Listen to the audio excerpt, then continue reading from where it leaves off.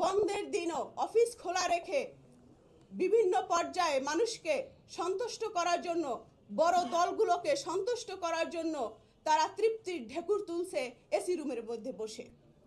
এছাড়া নিবন্ধনের চূড়ান্ত সনদ চেয়ে গত 27 নভেম্বর, 18 ও 24 ডিসেম্বর 3 দফায় সিনিয়র সচিব জনাব আক্তার আহমেদ এবং প্রধান নির্বাচন কমিশনার জনাব এম নাসির উদ্দিনকে চিঠি দেওয়া হয়, কিন্তু চূড়ান্ত সনদ প্রদান বিষয়ে আজ অবধি কোনো ধরনের সুস্পষ্ট সিদ্ধান্ত আমরা জানতে পারিনি। এমতো অবস্থায় আমি পার্টির সদস্য সচিব হিসেবে তাদেরকে ফোন দিয়েছি। প্রধান নির্বাচন কমিশনার সচিব আক্তার সাহেবকে ফোন দেওয়ার ফলে তাকে আমি প্রশ্ন করি যে আপনারা কেন আমাদের নির্বাচন থেকে বঞ্চিত করেছেন? 3.5 কোটি প্লাস সমর্থকের ভাগ্য নিয়ে সিনিমিনি খেলেছেন, এর দায় আপনাদেরকে নিতে হবে। তখন তিনি নতজানু কণ্ঠে উত্তর দেন যে আপনি যেটা বলবেন সেটা আমি মেনে নিতে বাধ্য।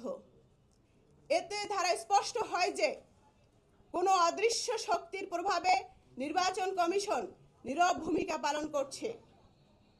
আমরা আইনের প্রতি শ্রদ্ধাশীল থাকায় নির্বাচন কমিশন আমাদের হয়তো দুর্বল ভেবেছে। গত 14 ডিসেম্বর নিবন্ধনের জটিলতা কাটাতে আমরা স্বরাষ্ট্র সচিব, স্বরাষ্ট্র উপদেষ্টা এবং মাননীয় প্রধান উপদেষ্টার কাছে চিঠি দিয়ে বিষয়টি অবগতি করেছি। বাংলাদেশ আমজনগণ পার্টি সারা দেশে 127টি কার্যালয় সক্রিয় রেখে দলের কার্যক্রম পরিচালনা করেছে। দলটি প্রায় 25,000 প্লাস তালিকাভুক্ত সদস্য রয়েছে। সকল দালিলিক প্রমাণ প্রায় 51,000 পৃষ্ঠার আবেদনপত্রের সাথে নির্বাচন কমিশনের কাছে জমা দেওয়া হয়েছে। এত দালিলিক পত্র সাম্প্রতিক সময়ে কোনো নতুন রাজনৈতিক দল জমা দিয়েছে বলে আমার জানা নেই। নির্বাচন কমিশনের অবহেলা ও স্বেচ্ছাচারিতার জন্য বাংলাদেশ আমজনগণ পার্টি চূড়ান্ত নিবন্ধন সনদ না পাওয়া সংসদ নির্বাচনে অংশগ্রহণ করতে পারিনি।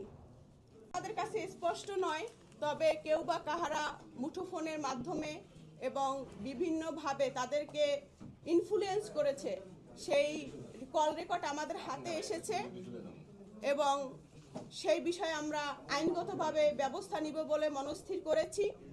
যেহেতু নির্বাচন কমিশন এখন পর্যন্ত আমাদেরকে কোনো